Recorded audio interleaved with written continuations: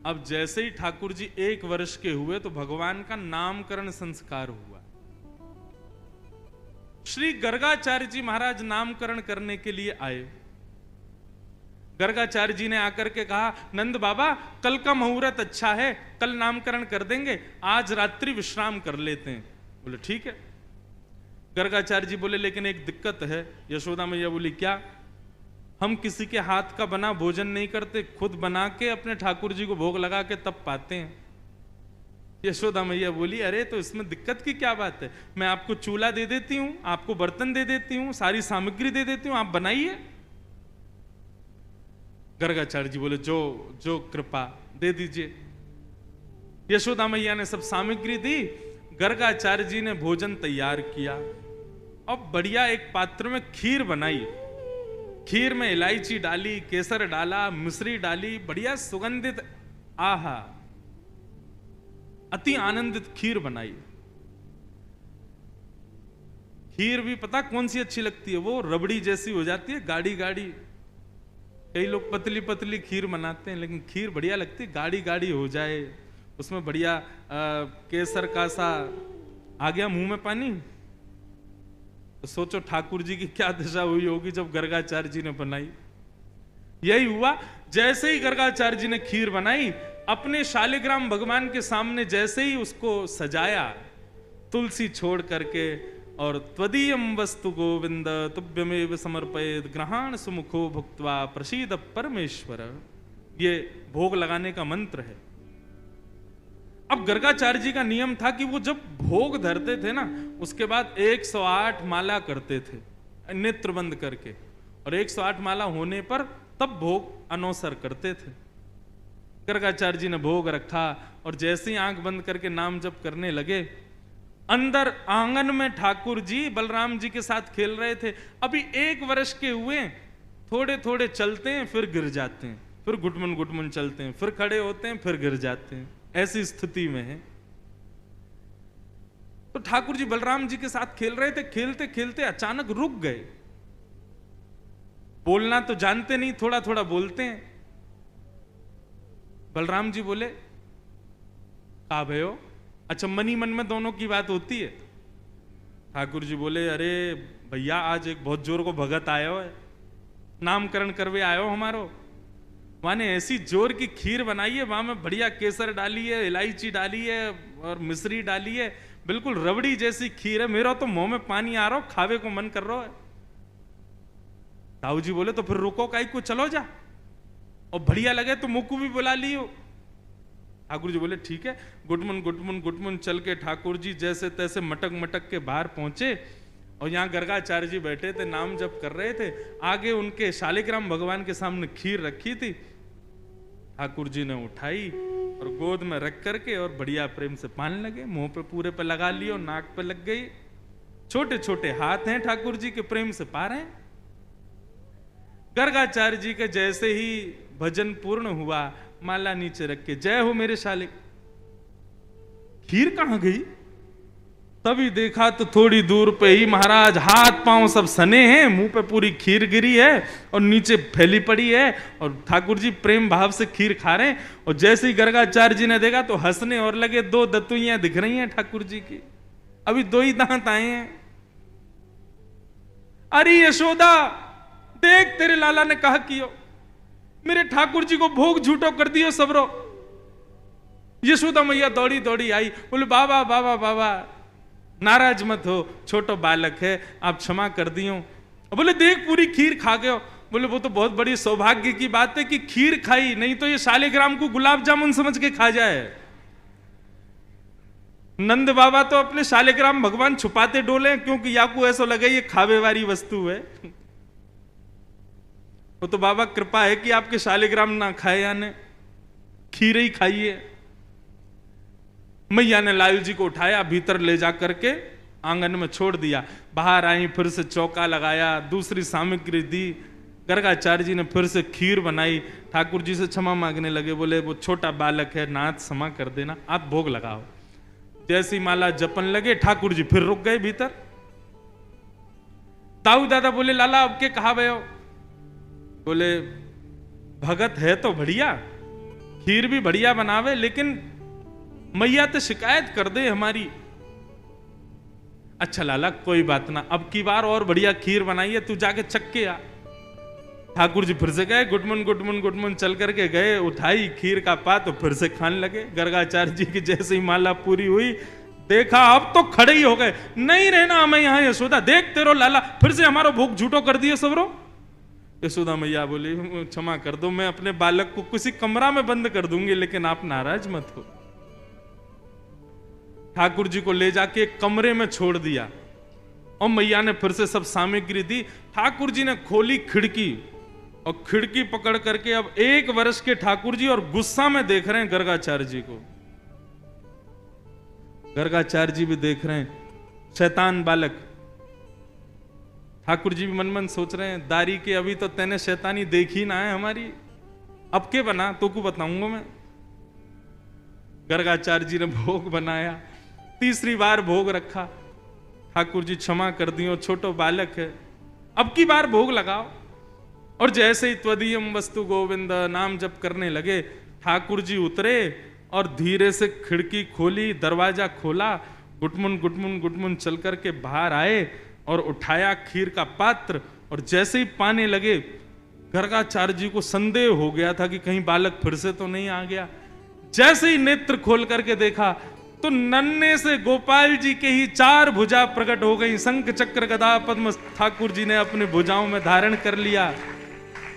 चतुर्भुज नारायण के रूप में नन्हे से बालक के रूप में ही प्रकट हो गए और एक भुजा से तो स्वयं खीर खा रहे हैं और अपनी झूठे हाथ से ही गर्गाचार्य जी को खिला रहे हैं। गर्गाचार्य जी नतमस्तक हो गए, बोले नाथ क्षमा करना, मैं आपके रूप को पहचान नहीं पाया। ठाकुर जी बोले हमने ये रूप आपको इसलिए दिखाया है कि कल जब आप हमको हमारा नामकरण करोगे तो हमारे ग्रह नक्षत्र देख करके आपको सब पता चल जाएगा कि मैं कौन हूं। लेकिन ये सच्चाई हमारी मैया को मत बताना कि मैं कौन हूं, आपको छुपाना है कि मैं परमात्मा। मैया अभी मुझसे प्रेम करती है, मुझे दुलार करती है, मुझे बहुत स्नेह देती है। यदि वाकू पतो चल गई कि मैं भगवान हूं तो कहीं मंदिर में दियावेगी मुकु पुजारी जी, या की पूजा करे करो भगवान है ये, मुकु मंदिर में ना जानो, मैं तो मैया के पास ही रहूंगा। बंधु आप जब बाल लीला सुनोगे तो आपको एक चीज पता चलेगी कि सबकी कोई ना कोई चाह है, लेकिन हमारे लाल जी की केवल एक ही चाह है कि मेरा भक्त सदा मुझसे प्रेम करे और जितना हो सके मुझसे प्रीति लुटावे मेरे ऊपर।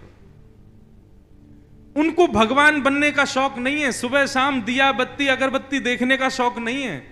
आप प्रेम से क्या प्रदान करते हो, क्या देते हो, क्या सुनाते हो, वो उसके भूखे हैं, वो दिया करो।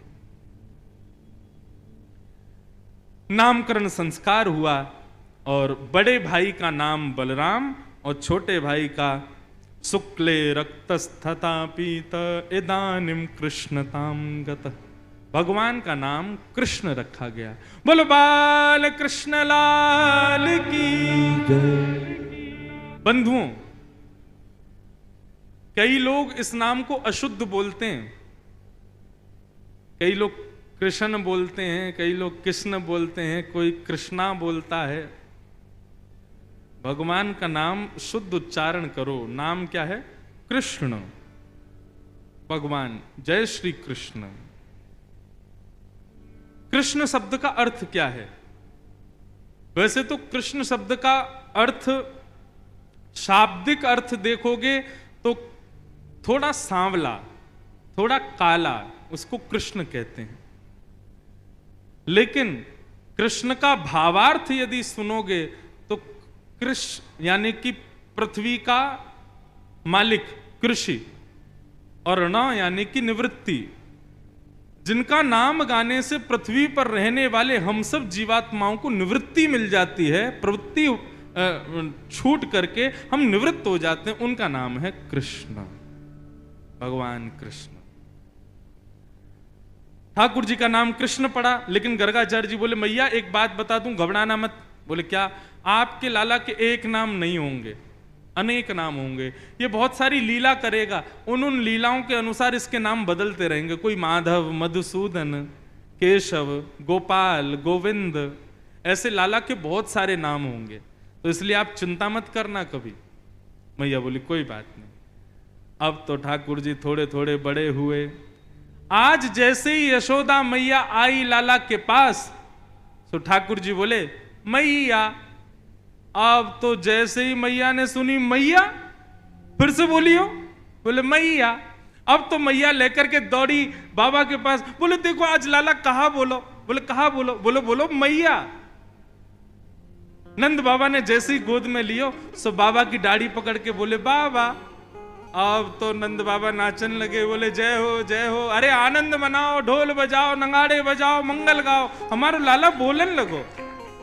सोचो, पूरे विश्व को बुलाने वाला खुद बोलना सीख रहा है, पूरे विश्व को चलाने वाला उंगली पकड़ के चलना सीख रहा है। यशोदा मैया ने आज अपनी तिजोरी में से सोने की छोटी छोटी पायल निकाली और ठाकुर जी के चरणों में पहना दी, और पहना करके ठाकुर जी को छोड़ दिया फर्श पे। मैया बजाने लगी ताल, और वह ताल को सुनकर के ठाकुर जी अपने पैर उठा उठा करके नृत्य कर रहे हैं और सब लोगों के मन को मोह रहे हैं। बलराम जी आए, बोले कहा भयो, बोले आज लाला ने मैया और बाबा कही। बलराम जी ने ठाकुर जी को देखो, सो बलराम जी को देख करके बोले भैया।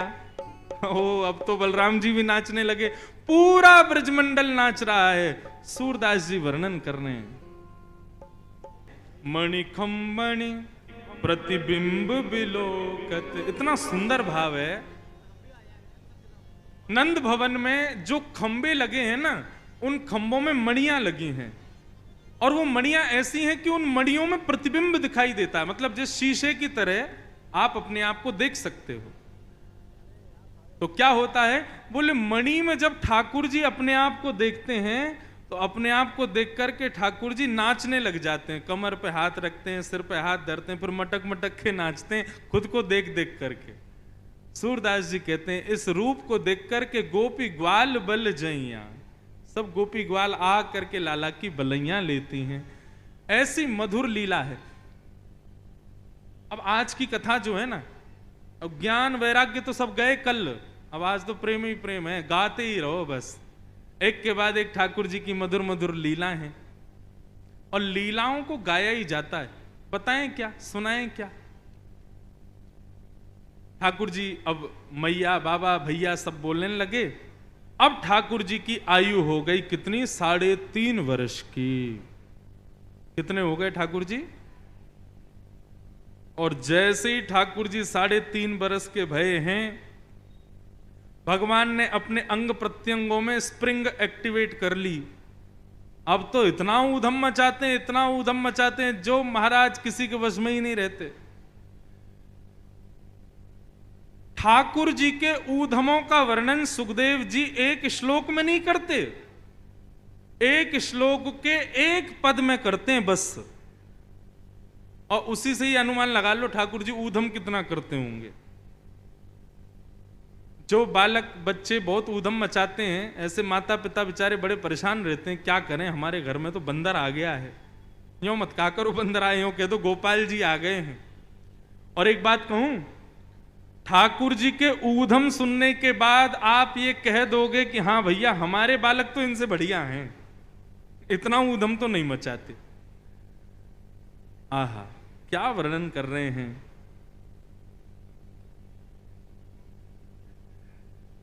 श्रृंग्यग्निड्यं शशि जलद्विज कंटकेभ्य क्रीडा परावति चलो स्वसुतौ निषेद्धुं गृहाणि कर्तुमपि यत्न तज्जनयो सेकातया पतुरलम मनसो नवस्था। भगवान के ऊधमों का वर्णन किया गया।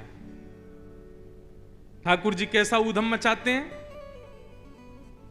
भैया नंद बाबा के यहां कितनी गायें हैं? 9 लाख गायें हैं। कितनी गाय? 9 लाख। हमारे वसंत शाह दरबार की गैया हैं। इन गायों को देख करके कितना आनंद आता है। सब गिरी गाय, इतनी बढ़िया सुंदर गाय, ऐसे ही बड़े बड़े विशाल मुख वाली और बड़े बड़े सींग वाली 9 लाख गायें थी नंद बाबा के पास। तो क्या होता था, रोज कितना दूध निकलता था, ये विचार करो। अब दूध पिव जाता, सब बट जाता, उसके बाद भी हजारों लीटर दूध बचता था। तो क्या होता था, उसकी दही जमा के और दही की छाछ बना के और उसका मक्खन का घी बना करके सब में बांटते थे नंद बाबा। प्राचीन काल में सबसे पहला व्यापार यही था।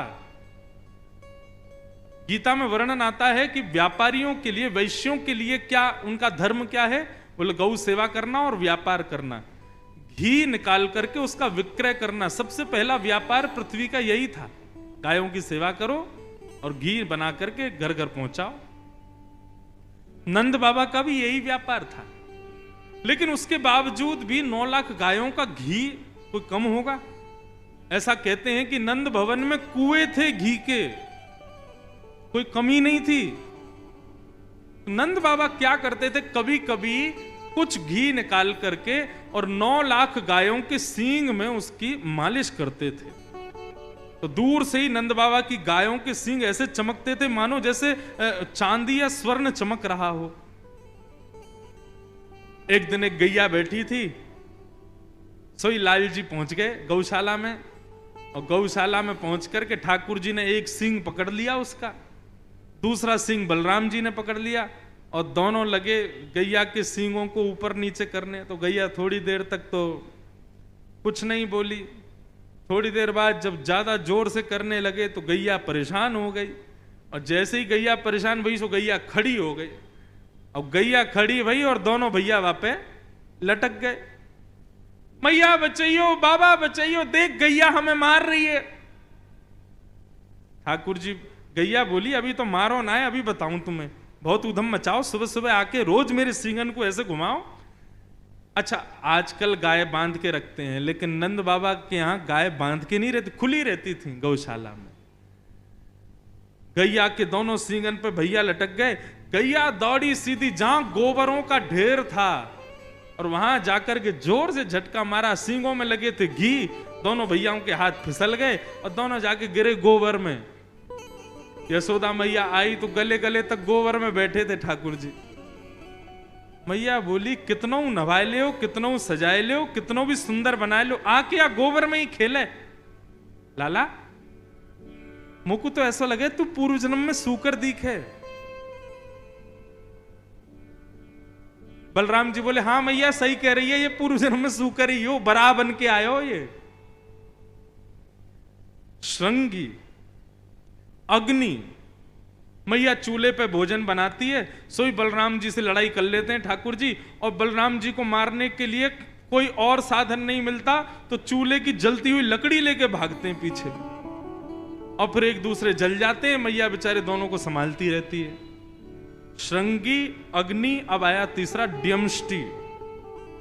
ठाकुर जी क्या करते हैं, कृष्ण बलराम दोनों में शर्त लगती है। बोले क्या शर्त सुनो, आज माखन पहले कौन खाएगा? बोले ऐसे नहीं भाई, तुम बड़े भैया हो, तुम पहले खाओगे, ये वाला काम नहीं चलता है।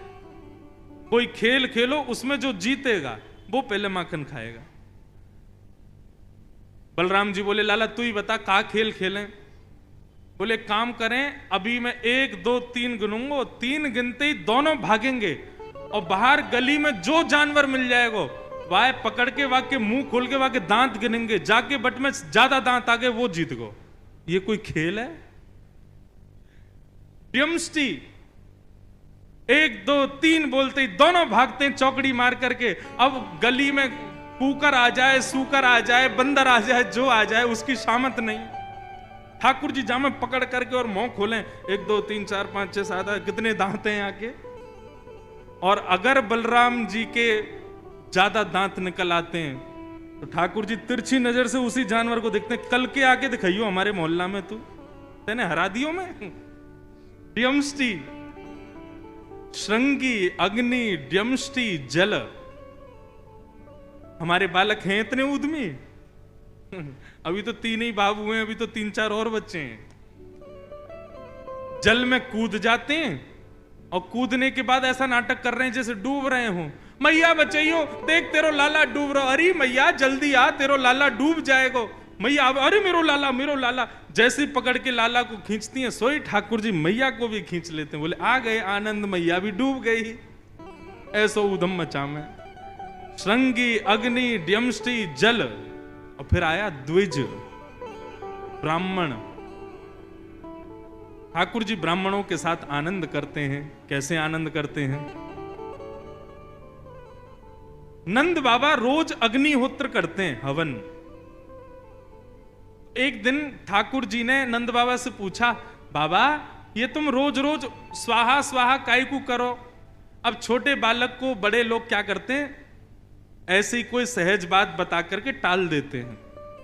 होता है ना हमारे घरों में भी, बच्चे पूछते हैं मम्मी काय की पूजा हो रही है, तो फिर हम ऐसे बोल देते हैं, ऐसे कुछ भी बना के बात समझाते हैं। अब छोटा बालक है, उसको क्या समझाएं? तो नंद बाबा ने ठाकुर जी को बोला, वो लाला ये अग्निहोत्र है, या करवे से जो मन में इच्छा होवे सब पूरी है जाए।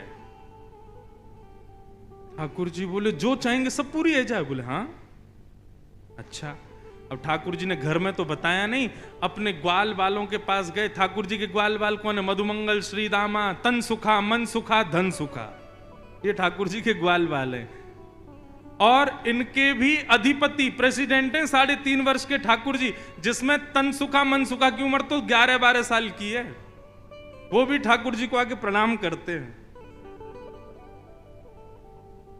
सारे ग्वाल बालों को ठाकुर जी ने बुलाया और बुला करके बोले भैया आज से हवन शुरू करना है। मधुमंगल श्रीदामा बोले क्यों? बोले पिताजी बता रहे कि हवन करवे थे, रोज हवन करवे थे, मन की इच्छा पूरी है जाए।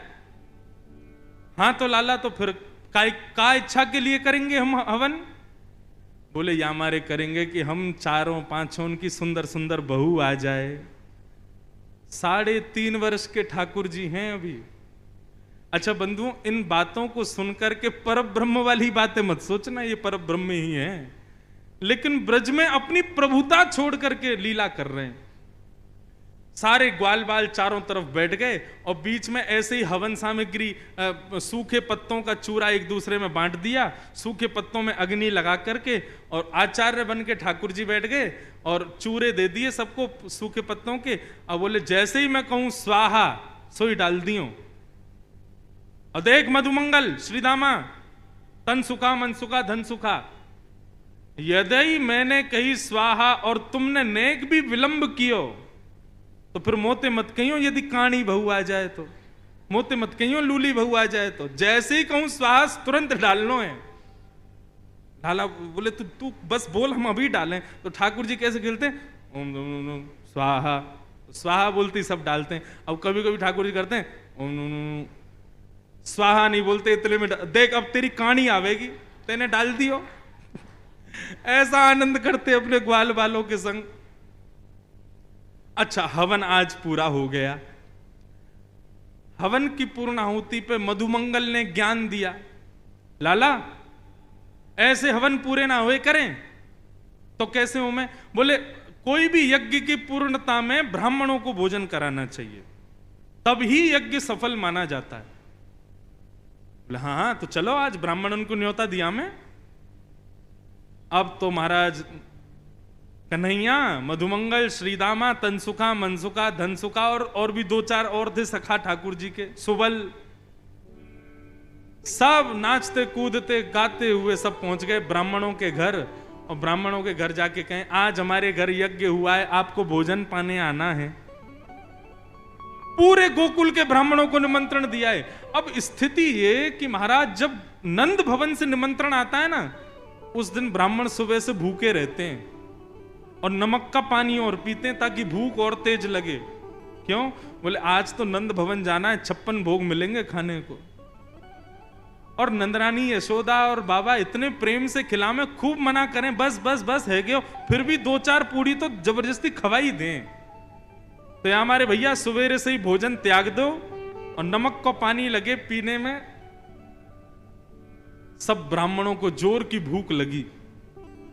शाम का समय हुआ, बढ़िया वस्त्र आदि पहन करके, चंदन आदि लगा करके सारे ब्राह्मण पहुंच गए नंद भवन। अटारी पर बैठी थी यशोदा मैया।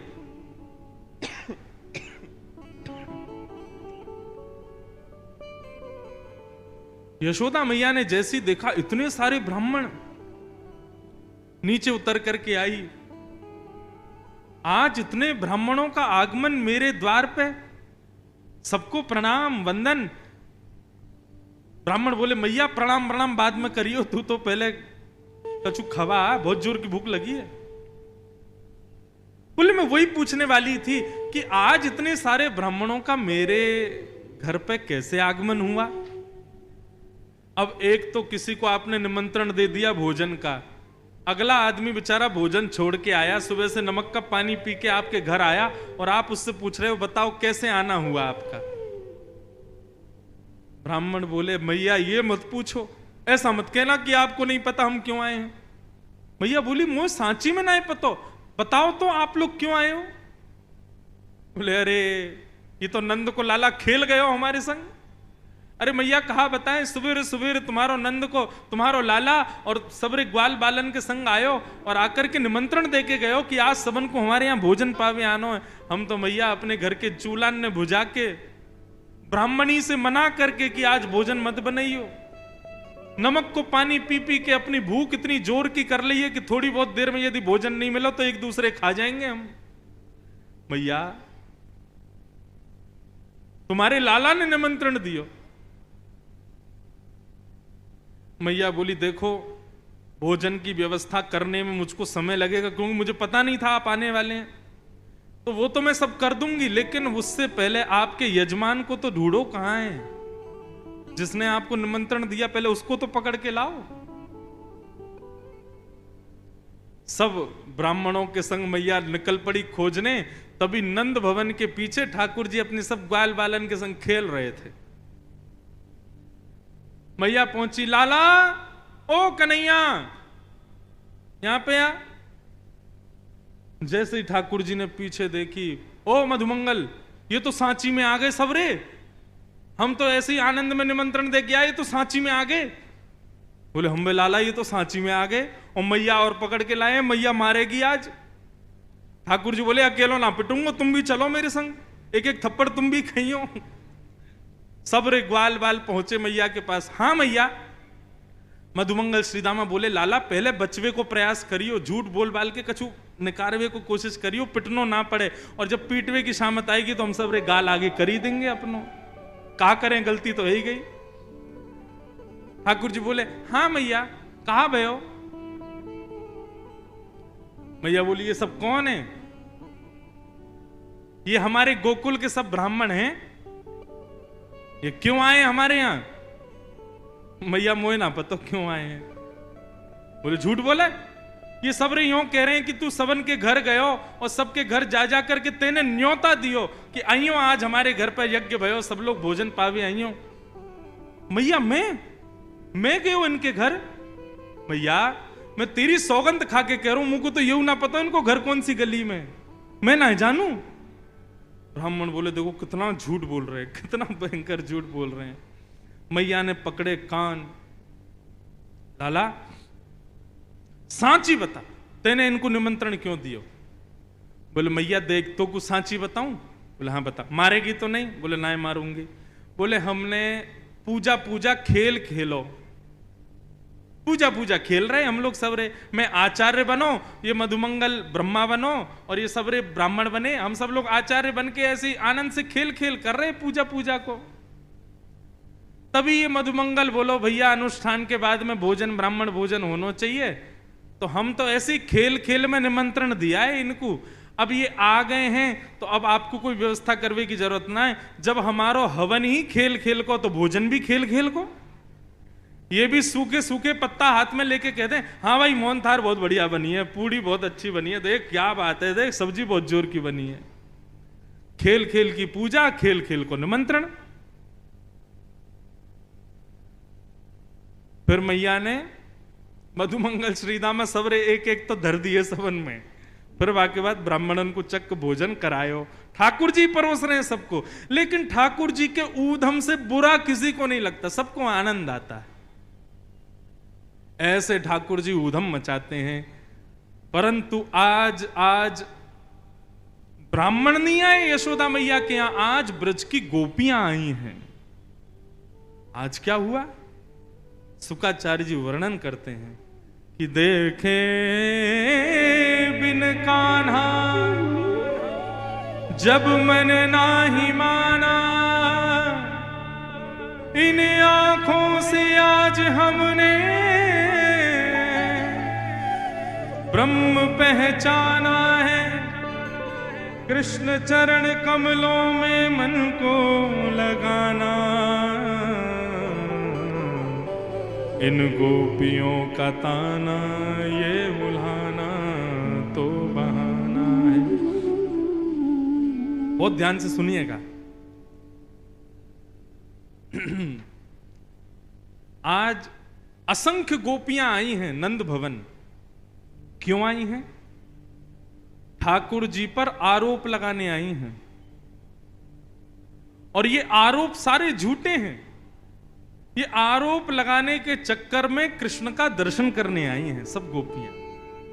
मन में क्या विचार करके आई हैं? बोले झूठे झूठे आरोप लगाएंगी, हमारे आरोपों को सुनकर के यशोदा मैया को गुस्सा आएगा, जैसे ही ठाकुर जी को डांटने के लिए बुलाएंगी सोई हमारे नंद नंदन हमको दिख जाएंगे, हमारी नेत्र सजल हो जाएंगे। क्यों? अष्ट सखा कहते हैं गोपियों को यदि 2 दिन तक ठाकुर जी नहीं दिखते तो गोपियों की स्थिति क्या होती है कि अब ना तो घर के कार्यों में मन लग रहा है, ना किसी भी प्रकार की कोई क्रिया कर पा रही हैं।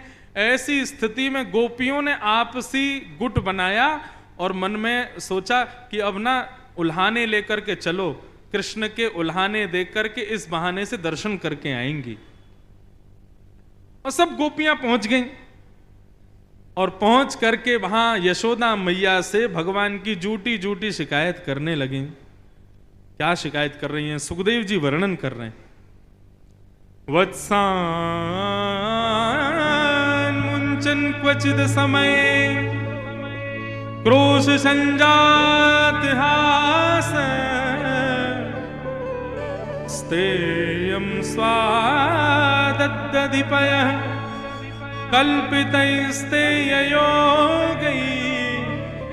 मरिकान् भोक्षमिव जति सचेन नात्रिभाण्डं भिनत्ति, द्रव्यालाभे सगृह कुपितो यात्युपक्रोशतो का। ये गोपियों के उल्हाने हैं। उल्हाना सुनो, बहाने लगा रही हैं गोपियां। यशोदा मैया आई, अरे बहन आज इतनी सारी बहुएं आई हैं, नई नई बहू कैसे आई? कहा लेवे आई हो? दूध लेवे आई हो, मक्खन घी कहा चाहिए? गोपियां बोली न्याय, न्याय चाहिए। अरे काय बात को न्याय चाहिए बहन, ऐसो क्या है गो? बोले तुम्हारो जो लाला है का दिन ब दिन ऊधम बढ़ा तो जा रहा है अपने, याकू या कौदना पकड़ के रख लो, नहीं तो कौदना हम हाथ दिखा देंगी याकू। कहा कियो मेरे लाला ने? तब गोपियां कह रही हैं कहा ना कियो, ये बोलो कहा कियो। अब सब नंबर बाई नंबर गोपियां बोल रही हैं। पहली गोपी बोली, बोले तुम्हारो लाला चोरी करे, मक्खन की चोरी, और तुम्हारे लाला को जा घर से मक्खन ना मिले, वह घर में जावे और वह घर की गैया के बछड़ा बछियान को खोल के भाग जाए, सबरो दूध बछड़ा बछिया पी जाए, हमें पीवे को मिले ही ना है। एक गोपी बोली या से काम ना चलेगा, एक और ब्रह्मास्त्र छोड़ो, थोड़ी बड़ी बात करो। इतनी छोटी बात से मैया को गुस्सा नहीं आएगा, क्योंकि मैया ने कह दिया, बोले मेरो लाला को यूं लगे ये गैयान को दूध है, ये बछड़ा बछिया ही तो पी में, हम लोग उनको हक क्यों पी जावे? या हमारे मेरो लाला खोल के चलो जाए कि भैया ये तो बछड़ा बछियान को अधिकार है, उनको ही मिलना चाहिए। गोपी बोली इससे काम नहीं चलेगा, दूसरी बात को। एक गोपी बोली मैया तुम्हारो लाला अकेलो मक्खन की चोरी करे तो हमें समझ में आवे, लेकिन या के संग तो 3 सेना चले, जल थल और वायु, तीनों सेना ने लेके चले संग में। कैसे? बोले कई ग्वाल बाल तो मार्ग से ना आकर के यमुना में तैर के गोपीन के यहां पहुंच जाएं, वो जल सेना। कई ग्वाल बाल जो है वो गलीन में घूम घूम के पहले से देख दाख के एस्कॉर्ट करके चलते हैं ठाकुर जी को, कहीं से गोपी तो नहीं आ रही है। और एक वायु सेना चलती है, बोले काय की? बोले बंदरन की। वो एक दूसरे की छतन पर कूद कूद के जामे और दूर से ही देख ले कहां मक्खन टंगो भयो है, और वहीं से कू कू आवाज करके लाला को संकेत पहुंचा दें, लाला बा घर में मक्खन टंगो, चलो। 3 सेना चले आपके लाला के संग में। मैया बोली देखो, आप सूर्य को दिया दिखाने वाली बातें कर रही, मेरे घर में 9 लाख गैया हैं, इतना मक्खन, इतना दही, इतना घी, इन सबको छोड़ के लाला तुम्हारे यहां चोरी करने जाएगा? अरे छोटा सा बालक है, कभी जाके वाने खा लियो तो यहां पे तुम को चोरी को इंजाम लेके आ गई हो। मेरो लाला कोई इतना भूखो ना है, और यदि भूख लगे तो हमारे घर में कोई कमी ना है। अरे लाला है, बालक है, वह को गोद में बिठाओ, प्रेम से माखन खवाए दे करो, या में इतने उल्हाने बनाने की क्या जरूरत है? गोपी बोली हम करके देख चुकी हैं, एक बार हमने आपके लाला के हाथ पांव जोड़े, गोद में बिठायो, अपने हाथन से पवायो कि लाला चोरी नहीं करते, अच्छी बात नहीं है, चलो लो प्रेम से पालो। मैया बोली फिर? बोले फिर का? टेढ़ो से मुंह करके बोले, मुंह को तो चोरी कोई अच्छो लगे, मुंह को ये प्रेम ते खवा रही हो या मैं आनंद ना आ रहा, मैं तो चोरी करके खाऊं वही स्वादिष्ट लगे, ऐसा हो तुम्हारो लाला? यशोदा मैया बोली तो तुम एक काम करे करो। बोले कहा? मेरो लाला नेक सो है, ऊंचे छींके पे मटकी टांग दे करो। गोपियां बोली आपको क्या लगता हमने किया नहीं होगा? ये कर चुकी हैं, लेकिन तुम्हारे लाला की जल सेना, थल सेना, वायु सेना इतनो बड़ो बांस लेके चले संग में, और जहां देखें ऊंचे छींका पे मटकी तो नीचे जाके ऐसे बांस मारे वो बीच में से फट जाए, ओक लगा के सबरे मक्खन पी जाएं। यशोदा मैया बोली तो फिर अंधेरे में रखा करो, मेरे लाला को अंधेरे से डर लगता है। एक गोपी बोली आपने अपने लाला को पद्म राग के कंगन पहना रखे हैं, अंधेरे में भी प्रकाश कर देते हैं, आपका लाला वहां भी चोरी कर लेता है।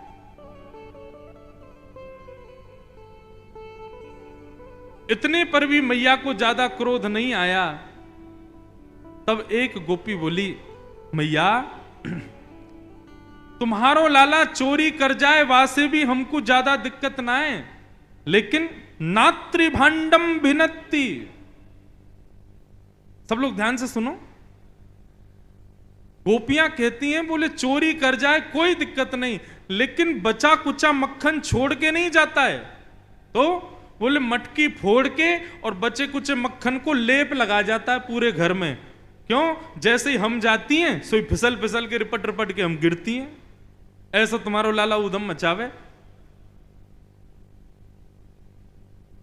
एक गोपी बोली मैया आप कह रही हो अंधेरे में रख दे करो, ऊंचाई पर रख दे करो, आदि आदि सब बात, लेकिन यदि तुम्हारे लाला ने हमारे घर माखन चोरी करवे को मन बना लियो और यदि हमने वाकू रोकवे को प्रयास किया तो भी तो शामत है हमारी।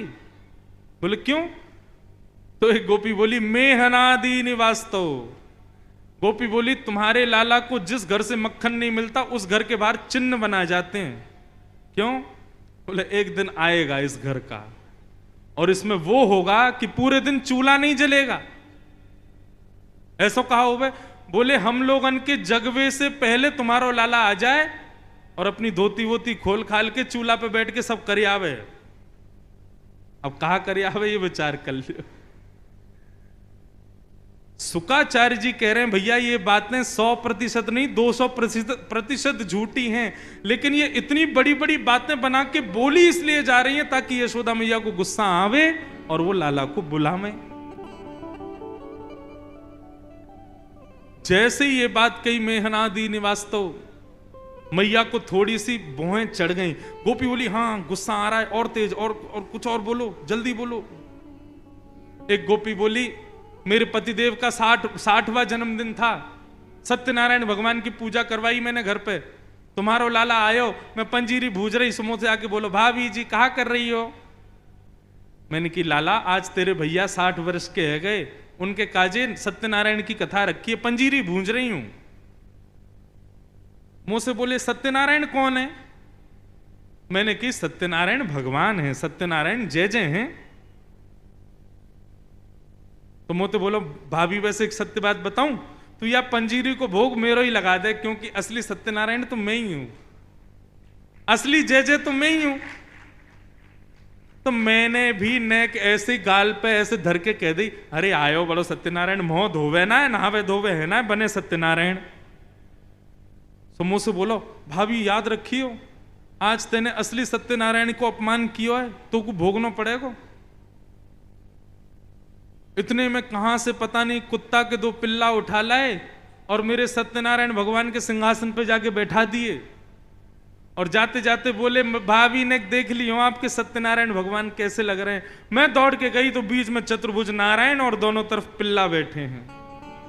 परमानंद दास को ठाकुर लायो पिल्ला घेर, ऐसो उधम मचावे तुम्हारो लाला। यशोदा मैया को क्रोध आया और मैया ने आवाज लगाई, लाला ओ कन्हैया जल्दी आ। सुबह सुबह का समय, ठाकुर जी सो के उठे, रात में मैया काजल लगा देती है। अब सुबह असमय में जैसे ही ठाकुर जी उठे, पालना में लेटे थे, आंखें जैसी मीड़ी तो काजल पूरा ऐसे फैल गया, जगन्नाथ भगवान बन गए ठाकुर जी। कोमल कोमल चरण ठाकुर जी के छुम छुम छुम करते हुए जैसे ही यशोदा मैया के पास आए, ठाकुर जी को देखते ही गोपियां बलैया लेने लगी, जय हो आज हमारे नेत्रों को सुख मिला है, आ गए श्याम सुंदर। बंधुओं एक बात विचारणीय है, ठाकुर जी की उम्र कितनी है? 3.5 वर्ष, और गोपियों की उम्र कितनी है?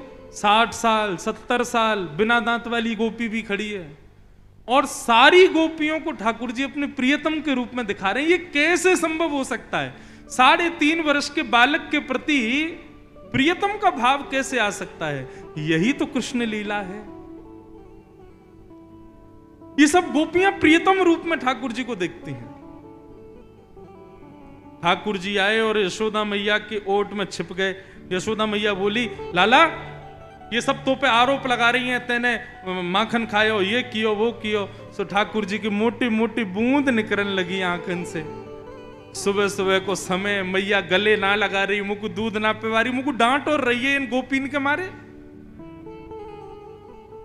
तब ठाकुर जी बोले, मैया हाँ करी मैंने चोरी। क्यों करी? यो ना पूछेगी क्यों करी? बोले क्योंकि ये सब गोपी मक्खन निकाले और वह मथुरा में कंस के यहां बिक के आ जाए, वह राक्षस के यहां दे के आवे, मैं राक्षस के यहां सदवस्तु ले जावे से रोक रहे हूं, नहीं मान रही है, या हमारे चोरी करूं ताकि वो सदवस्तु व राक्षस के यहां नहीं जावे, या हमारे चोरी करूं। और मैया यदि तो को मेरी चोरी करवे से इतनी दिक्कत है, आज मैं तो को वचन दे रहा हूं, मैं आज के बाद चोरी नहीं करूंगा, लेकिन मेरी एक बात माननी तो को पड़ेगी। मैया बोली कहा बात? तब ठाकुर जी कह रहे हैं, सौ खाऊं पर घर ना जाऊं मैया, अब ना करूंगो चोरी, पर सांची कह कब लावेगी, मोकू तो दुल्हन गोरी। तू चाहे मैया कि मैं चोरी करवे ना जाऊं? बोले हाँ, तो फिर मेरा ब्याह करा दे, और मेरा ब्याह करा दे कि गोरी सी एक बढ़िया सी सुंदर सी छोरी ले आइयो, सोई मैं चोरी करना बंद कर दूंगा। अब तो मैया को इतना आनंद आया, छोटे से ठाकुर जी ब्याह की चर्चा, मैया ने तुरंत उठाए, गोदी में बैठा, कहां ते सीख के आवे इन बातन ने? कौन सिखावे? बोले मेरे गुरुजी मधुमंगल हैं, मेरे सखा मधुमंगल श्रीदामा वही सिखा मैं। मैया बोली एक गोपी से डंडा तैयार रखियो, आज या मधुमंगल है आंधे, मेरे लाला ये सब सिखावे। अच्छा मैया मेरी बात तो सुन, कब लावेगी बहू? बोले कब चाहिए? बोले पहले सुन तो ले, कैसी चाहिए? बोले हाँ बता। तब ठाकुर जी कह रहे हैं, भोरी सी होए सुभग छोटी, सुआ सारी नाक आंख मोटी। मैया बोरी सी लइयो, बोरी भाली सी हो और इतनी छोटी लइयो कि मैं अपनी जेब में धर के गैया चरावे चलो जाया करूं और बीच बीच में बाकू निकार के वासे बात कर ले करूं। मैया बोली अच्छा। सुआ सारी नाक, पैनी नाक हो और बड़ी बड़ी आंख हो। अच्छा, और बोले जैसे ही मैं घर लौट के आया करूं सोई घूंघट कर ले। तोते छुपाए मुख घूंघट में मुख मुस आ जाए थोड़ी थोड़ी। मैया जैसे ही तू वाके सामने आवे ना सो तो को देख करके सोई घूंघट करके मुस्कुरा जाए करे, ऐसी बहू लिया मुख। मैया बोली वाह, और बता लाला, चल ले आऊंगी तेरे काजे बहू, और कहा चले तेरे मन में आज सब निकाल। ठाकुर जी कह रहे हैं मैया एक बात तो समझाऊं। मैया मेरी एक बात सुन ले तू। बोले कहा? बोले ब्याह में जाएंगे, तू भी जाएगी, बाबा जावेगो, पूरा गोकुल जावेगो, लेकिन बलदाऊ संग न ले जाऊं, या दाऊ दादा है ना लेके जाऊंगा संग में। मैया बोली क्यों, तेरो बड़ो भैया है। अरे तू ना समझे, मैं कारो वो गोरो है ना, कहीं वो गयो और बहू को मन आ गयो, ये गोरो वालो बढ़िया वह को माला पहना दी तो। मैया मोए गोरो दुल्हा बनाए दी जो कहीं हंसे ना वहां की छोरी। भैया तू मेरो ऐसा श्रृंगार कर दी जो कि कहीं मां की छोरी मोह देख के हंसे नहीं। मैया सुनती जा रही है, मैया के प्रेम के आंसू निकल रहे हैं। लेकिन बंधुओं ये विचार नहीं बात है, ये परब्रह्म भगवान है। लेकिन हमारे ब्रज में आकर के ठाकुर जी कैसे सहज हो जाते हैं। फिर ठाकुर जी कह रहे हैं मैया एक बात मेरी और सुन ले। मैया मेरी एक बात और सुन। बोले कहा? गोपिन पे मंगल बजवाए दे।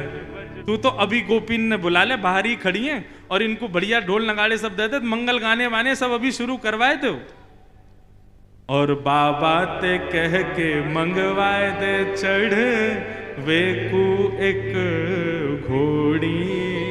मैया तू तो अभी घोड़ी ले आ, मैं तो अभी ब्याह करवे जाऊंगो, आज ही ब्याह करवे जाऊंगो।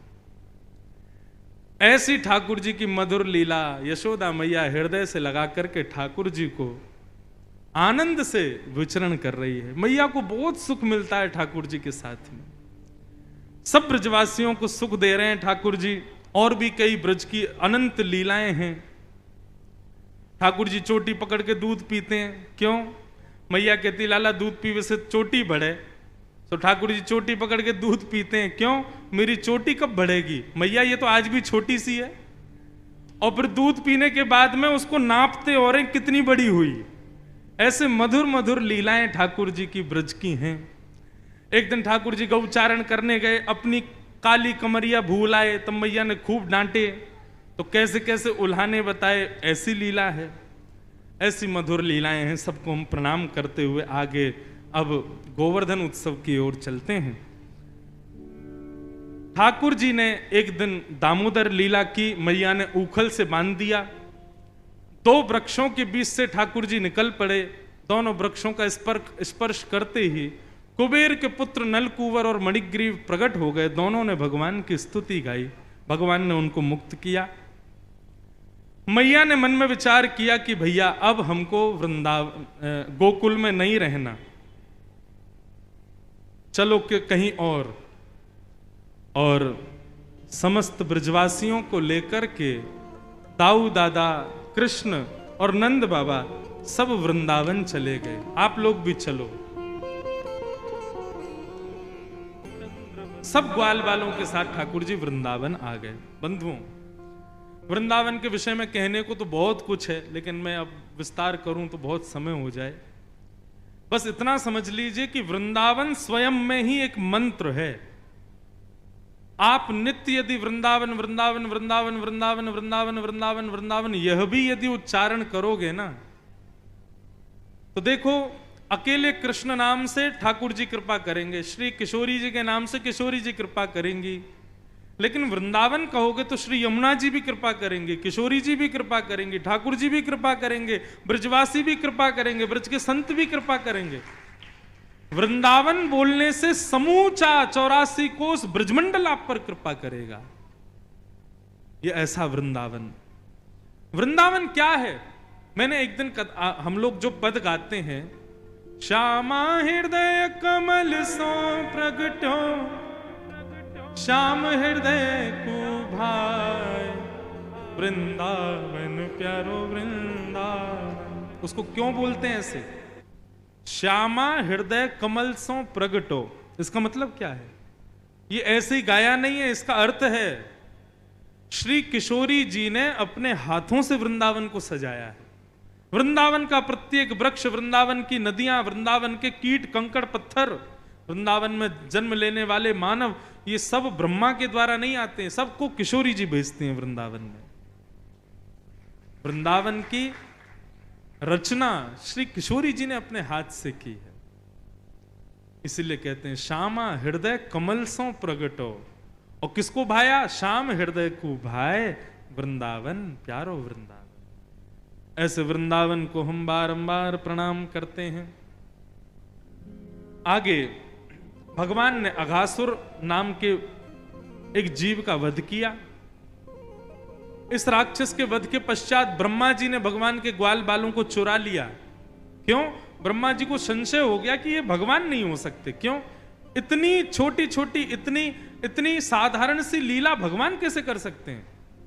किसी का भी झूठा खा लेना, किसी के भी ऊपर बैठ जाना, कहीं भी जाके आनंद करना, नाचना, ये सब कोई भगवान के लक्षण है? इसलिए ब्रह्मा जी को संशय हुआ और ब्रह्मा जी ने भगवान के सारे ग्वाल बाल चुरा लिए। ब्रह्मा जी ने यहां चोरी की है तो ठाकुर जी ने अपने हृदय से ही सारे ग्वाल बाल प्रकट कर दिए और ग्वाल बालों को प्रकट करके वृंदावन में लीला करने लगे। ब्रह्मा जी ने मन में विचार किया कि देखूं तो सही, बिना ग्वाल बालों के कैसे रह रहा है कृष्ण। देखने के लिए आए तो जितने ग्वाल बालों का हरण किया वो सब ग्वाल बाल तो नीचे भी थे, सब घूम रहे थे। ब्रह्मा जी को लगा मैंने अपराध किया, तो भगवान से क्षमा मांगी, लेकिन भगवान ने क्षमा नहीं किया ब्रह्मा को। आगे भगवान धीरे धीरे और बड़े हुए, पौगंड अवस्था में आ गए। ठाकुर जी को पता चला कि कालिया नाग यमुना जी में आ चुका है, तो उस नाग को भगाने के लिए भगवान ने कंडुक क्रीड़ा की और उस क्रीड़ा के माध्यम से ठाकुर जी ने गेंद को यमुना जी में फेंका। मधुमंगल की गेंद थी। मधुमंगल जिद करने लगा मुझे तो वही गेंद चाहिए। ठाकुर जी बोले देख तो फिर हम वही ले आएंगे, हम काली देह में कूद जाएंगे। बोले तू चाहे कहीं से ला, मुझको वही गेंद चाहिए। ठाकुर जी चढ़ गए कदम्ब के वृक्ष पर और कूद गए काली देह में। भीतर एक कालिया नाग सो रहा था। जाकर के भगवान ने पाद प्रहार किया उसके मस्तिष्क पर। 101 फन थे उसके। भगवान को जैसे ही डसने लगा, ठाकुर जी पीछे हो गए तो उसका दमसन भगवान के चरणों में हुआ। ठाकुर जी बोले अब तू बच गया, यदि तूने चरणों में प्रणाम नहीं किया होता तो आज तुझे मार देता मैं। शरण गए प्रभु ताही ना त्यागा। शरण में आने वाले को भगवान मारते नहीं, त्यागते नहीं, लेकिन सबक तो सिखाऊंगा। ठाकुर जी चढ़ गए कालिया नाग के मस्तिष्क पर और जितने फणों से कालिया नाग ठाकुर जी को डसने का प्रयास करता, ठाकुर जी उसी फण पर अपना चरण रखते। इतनी द्रुत गति से ठाकुर जी कालिया नाग के ऊपर नृत्य करने लगे। आकाश में इंद्र मृदंग बजाने लगे, ब्रह्मा कांसे बजाने लगे, सरस्वती वीणा बजाने लगी और भगवान तांडव नृत्य कर रहे हैं कालिया नाग के सिर पर। ऐसा नृत्य किया, एक एक मुख से रक्त निकलने लगा कालिया नाग के।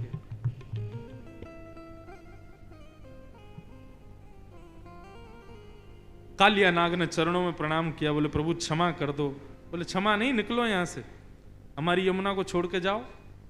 और कालिया नाग प्रणाम करके वहां से जाने लगा। लेकिन कालिया नाग की स्तुति इतनी अच्छी है, समय 10:15 हो गया, नहीं बोले तो मन करता है कि बोले नहीं, और बोल दें तो फिर बहुत समय लगेगा।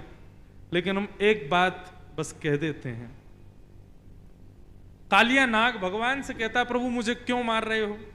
भगवान बोले क्योंकि तूने हमारी यमुना को विषैला किया। अच्छा, प्रभु एक बात का उत्तर दे दीजिए, मैं चला जाऊंगा। भगवान बोले क्या? बोले ये बताइए सर्पों को किसने बनाया? भगवान बोले हमने बनाया। सर्पों को क्रोध ही किसने बनाया? भगवान बोले हमने बनाया। सर्पों की जीभ में विष किसने डाला? भगवान बोले हमने डाला। तो फिर मेरी क्या गलती है कि यमुना विषैली हो रही है? आपने मेरी जीभ में अमृत डाला होता तो मैं यमुना को अमृत में कर देता। आपने विष डाला है तो मेरी क्या गलती है प्रभु? काली, बाली और बली, ये तीन भक्त ऐसे हुए जिनसे भगवान हार गए। कालियानाग की बात सुनकर के ठाकुर जी वहां से प्रस्थान कर गए और कालियानाग भी प्रभाषित क्षेत्र को चला गया। बोलो कालिया मर्दन भगवान की जय। यहां पर नाग पत्नियों ने भगवान की स्तुति गाई। इतनी प्यारी स्तुति है कालियानाग की पत्नियों की। वो भगवान से कहती हैं कि ठाकुर जी आप हमारे पति के सिर पर मत खड़े रहो। भगवान बोले क्यों? बोले क्योंकि कल को लोग पूछते हैं कि फलाना व्यक्ति कैसे मर गया? बोले उसके सिर पर काम मंडरा रहा था। वो कैसे मर गया? बोले उसके सिर पर लोभ मंडरा रहा था। कल को लोग पूछेंगे कालियानाग कैसे मरा? बोले उसके सिर पर कृष्ण मंडरा रहे थे। तो लोग सोचेंगे जिसके सिर पर आप आ जाते हो उसकी मृत्यु होती है। भगवान बोले बात तो सही है। तुरंत भगवान कूद गए। ये बात लिखी है भागवत में। गोपियों नाग पत्नियों ने भगवान की स्तुति गाई। इस प्रकार भगवान ने कालियानाग से यमुना जी को बचाया। 2 बार आग लगी ब्रजमंडल में, भगवान दोनों बार अग्नि को पी गए। ब्रजवासियों को तब भी विश्वास नहीं हुआ कि ये भगवान है। आगे भागवत में वेणु गीत आता। इतना प्यारा गीत है भागवत का वेणु गीत। इस गीत का भाव समझ लीजिए कि ठाकुर जी वन में जाते हैं और वन में जाके वंशी बजाते हैं और उनकी वंशी को सुनकर के अपने घरों में बैठी गोपियों के नेत्र बंद हो जाते हैं और उनको ठाकुर जी का लाइव दर्शन होने लगता है कि ठाकुर जी क्या कर रहे हैं। ये वेणु गीत है। लाइव टेलीकास्ट अब शुरू हुआ हमारे देश में, लेकिन 5000 वर्ष पहले द्वापर में गोपियां हमारे ब्रज में अपने घर में बैठ के किलोमीटरों दूर ठाकुर जी गैया चरा रहे हैं, कौन सा फल खा रहे हैं, सब गोपियां देख लेती थी। ऐसा वेणु गीत है। वेणु गीत का भी एक श्लोक सुना देते हैं। बरहा पीणम नटवर वपहु कर्णयो कर्णकारम बिभ्रदवासः कनक कपिसं वैजयन्तीं च मालां रन्ध्रान् वेणोऽधर सुधया पूरयन् गोपवृन्दैः वृन्दारण्यं स्वपदरमणं प्राविशद गीत कीर्तिः। वेणु गीत का श्लोक। बरहा पीड़म, ठाकुर जी ने मोर मुकुट पहना। आज हमारे लाल जी का ऐसा ही श्रृंगार है जैसा ये श्लोक है। ठाकुर जी ने मोर का मुकुट पहना है, वो भी तिरछा पहना। अच्छा एक बात, अब ये थोड़ी रस की चर्चा हो जाएगी लेकिन थोड़ा सा स्पर्श करूं। भगवान टेढ़ा मुकुट क्यों पहनते हैं? वास्तव में ये जो मुकुट ठाकुर जी पहनते हैं ना, इसका कारण क्या है? बगल में किशोरी जी खड़ी है ना, किशोरी जी संग चलती हैं, तो ठाकुर जी छतरी तो पकड़ नहीं सकते, इसलिए मुकुट से ठाकुर जी किशोरी जी के चरणों पर छतरी बना के चलते हैं कि किशोरी जी के चरणों को कहीं धूप ना लगे, इसलिए मुकुट पहनते हैं। अरे अभी तो हम भागवत सुना रहे हैं, कभी आप हमसे ब्रज की चर्चा सुनो, सारी पोल खोलें हम ठाकुर जी के, एक एक भाव बताएं। अद्भुत है। बरहा पीड़म, ठाकुर जी टेढ़ा। अच्छा टेढ़ा क्यों पहनते हैं? सीधा पहन लें। टेढ़ा इसलिए पहनते हैं किशोरी जी के चरणों में सदैव झुका के रखते हैं उसको, मतलब जिसको हम सम्मान देते हैं उसके आगे झुक के रहते हैं ना, तो ऐसे किशोरी जी को सम्मान देते हैं ठाकुर जी, इसलिए टेढ़ा पहनते हैं। क्योंकि किशोरी जी थोड़ी सी हाइट में छोटी हैं लाल जी से। अब ठाकुर जी मुकुट पहन लें तो किशोरी जी से भी ऊंचे हो जाएं, लेकिन ठाकुर जी ऐसे मुकुट पहनते हैं कि बराबर के ही दिखें दोनों, कहीं ये ऊंचाई ज्यादा ना हो जाए, सम्मान देते हैं किशोरी जी को। इसलिए ठाकुर जी टेढ़ा मुकुट पहनते हैं। बरहा पीणम नटवर वपहु कर्णयो कर्णकारम। ठाकुर जी दोनों कानों में कुंडल नहीं पहनते, मेरी तरह एक में ही पहनते हैं। आप मत पहनना, आप दोनों में ही पहनो, लेकिन ठाकुर जी एक ही कान में कुंडल पहनते हैं। इसका भाव क्या है? अब ये लीला है ठाकुर जी की। एक कान में कुंडल, कुंडल भी ऐसा हीरा मोती का नहीं पहनते ठाकुर जी। ठाकुर जी पुष्प को यहां फंसा लेते हैं ऊपर, इसको कहते हैं कर्ण फूल, यहां पर ठाकुर जी पहन लेते हैं। और पहनने के बाद में क्या करते हैं, जैसे ही चलते हैं तो इधर मधुमंगल इधर श्रीदामा। तो श्रीदामा कहता है लाला बा जगह से फूल हटा। बोले क्यों? बोले मेरी तरफ लगा ताकि मुंह को दिखाई दे। तो ठाकुर जी अच्छा दोनों इतने चतुर हैं कि यूं नहीं कि ठाकुर जी को दो पुष्प दे दें, नहीं, एक ही लगा, मेरी तरफ लगा, मैं ज्यादा श्रेष्ठ हूं। तो ठाकुर जी यहां से कुंडल निकालते हैं, इधर पहन लेते हैं। तो मधुमंगल लाला तेरा कुंडल कहां गया? बोले श्रीदामा की तरफ पहन लियो। बोले बाकी तरफ क्यों पहनो? माते निकाल, यहां पहन। तो ठाकुर जी पूरे रास्ते भर कुंडल ही बदलते रहते, कभी मधुमंगल की तरफ कभी श्रीदामा की तरफ। इसलिए कर्णयो बहुवचन, कान दो हैं लेकिन कुंडल एक ही पहनते हैं ठाकुर जी। क्यों? सुख देते हैं अपने सखाओं को। अब ये जो मैं भाव बता रहा हूं ये गोपियों को दर्शन हो रहा है अपने घरों में। कर्णयो कर्णकारम विभ्रदवासः कनक कपिसम। जैसे मैंने जो पहना है इसको क्या बोलते हैं? इसको कुर्ता नहीं बोलते, इसको बोलते हैं बगलबंदी। क्या बोलते हैं? हमारे ठाकुर जी की सेवा में जो ऊपर से डाल के पहना जाए उसको निषेध मानते हैं, इसलिए ऐसे इसको बांधा जाता है दोनों तरफ। और धोती भी पहनते, क्योंकि धोती भी ऐसे पैर डालते नहीं ना पैंट की तरह, जिसको नीचे से ऐसे डाला जाए ऊपर से ऐसे डाला, वो ठाकुर जी की सेवा में निषेध माना जाता है। जिसको बांधा जाए वो पवित्र माना जाता है हमारे वृंदावन में। तो ठाकुर जी ऐसी बगलबंदी पहनते हैं, लेकिन मैंने पहना श्वेतांबर, ठाकुर जी पहनते हैं पीतांबर। लेकिन पीतांबरी भी ठाकुर जी कैसी पहनते हैं कि नंद भवन से जब ठाकुर जी पीतांबरी पहन करके बाहर आते हैं तो सूर्य भी अपने आप को बादलों में छुपा लेता है। बोले क्यों? बोले पीली पीली पीतांबरी पहन करके श्याम सुंदर चल रहे हैं, एक सूर्य जब पृथ्वी पर डोल रहा है तो मेरी क्या जरूरत है। ऐसे ठाकुर जी कनक कपिसम वही जयंतीम। अब तीसरी बात, ठाकुर जी इतनी बड़ी माला क्यों पहनते हैं? हम लोग तो यहीं तक की माला पहनते हैं, लेकिन आप हमारे बिहारी जी को देखो, राधा रमन जी को देखो, पूरे अंग पे माला पहनते हैं। क्यों? बोले ठाकुर जी चलते हैं तो चरण इतने कोमल हैं तो फूलों को ठोकर लगा के चलते हैं। तो ठाकुर जी आगे चरण रखें उससे पहले पुष्प तुड़ करके चले जाते हैं और पृथ्वी को कोमल बना देते हैं। तो ठाकुर जी जब चलते हैं तो पुष्प बिछते हुए आगे चलते हैं, इसलिए लंबी माला पहनते हैं। रंध्रान वेणोमधर सुधया, ठाकुर जी वंशी बजाते हैं, इसका इतना सुंदर भाव गोपियां कहती हैं। बोले अरे देखो ये अधरों पर सोती है वंशी, इसने कितनी तपस्या की, बांस बन के खड़ी रही, धूप सही, बारिश सही, ठंडी सही, सबको सहती रही। फिर एक व्यक्ति ने आकर के इसको काट दिया, उस दर्द को भी सहती रही, इसको छील दिया, उसको भी सहती रही, इसमें छेद कर दिए तब भी सहती रही।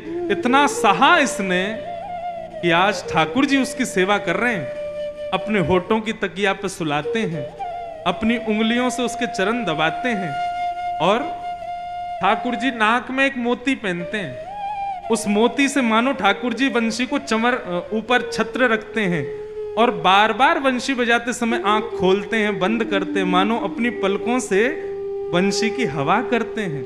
कितनी सौभाग्यशाली है ये वंशी। ये सब दर्शन, अभी तो मैंने एक श्लोक सुनाया, ऐसा वेणु गीत पूरा एक अध्याय है, इतना सुंदर है। ठाकुर जी की मधुर लीला गोपियों को घर बैठे बैठे दिख रही है, उसका वर्णन कर रही है। ऐसे वेणु गीत को हम प्रणाम करते। अब आगे कथा आती है कि आज ठाकुर जी गौचारण करके आए, पूरे वृंदावन में देसी घी की सुगंधी आ रही है, घर घर में 56 भोग बन रहे हैं। अभी डी रहने दो। घर घर में 56 भोग बन रहे हैं। ठाकुर जी ने जाकर के यशोदा मैया से पूछी, मैया ये इतने 56 भोग कौन के काजे बन रहे हैं? तब नंद बाबा ने बताई, बोले लाला इंद्र हमारे राजा हैं, इंद्र हमारे देवता हैं, हम सब किसान हैं। साल में एक बार इंद्र की पूजा करें तो इंद्र प्रसन्न होकर अतिवृष्टि अनावृष्टि नहीं करते हैं, इसलिए इंद्र की पूजा के लिए हम लोग 56 भोग सजा रहे हैं। ठाकुर जी ने बड़ी लॉजिकल बात करी यहां पे। भगवान बोले इंद्र की पूजा आप इसलिए करते हो क्योंकि वो अतिवृष्टि अनावृष्टि ना करे? बोले हाँ। तो फिर सूर्य की भी पूजा किया करो, वो भी तो बिना रोक टोक हमको बिजली देते हैं, रोशनी देते हैं। वरुण की भी पूजा करो, हमारी प्यास बुझाते हैं। वायु की भी पूजा करो, हमें श्वास देते हैं। पिताजी यदि एक एक इच्छा पूर्ति के लिए सबको वंदन करोगे तो 33 करोड़ देवता हैं, कितने देवताओं को पूजोगे? और यदि सबको पूजना है तो सबके मूल आधार हैं हमारे श्री गोवर्धननाथ, उनको पूजो। जड़ में पानी डालो, सारे पत्ते हरे भरे हो जाएंगे। 33 करोड़ देवताओं को खुश करना है तो नारायण को खुश करो, और वही नारायण हमारे ब्रज में गोवर्धन के रूप में विराज रहे हैं। सब ब्रजवासी बोले लाला इंद्र कहीं नाराज हो गए तो? बोले गोवर्धन नाथ रक्षा करेंगे, चलो उनके पास। और सब ब्रजवासी श्री गोवर्धन प्रणाम करने के लिए जा रहे हैं, गोवर्धन को वंदन करने के लिए जा रहे हैं।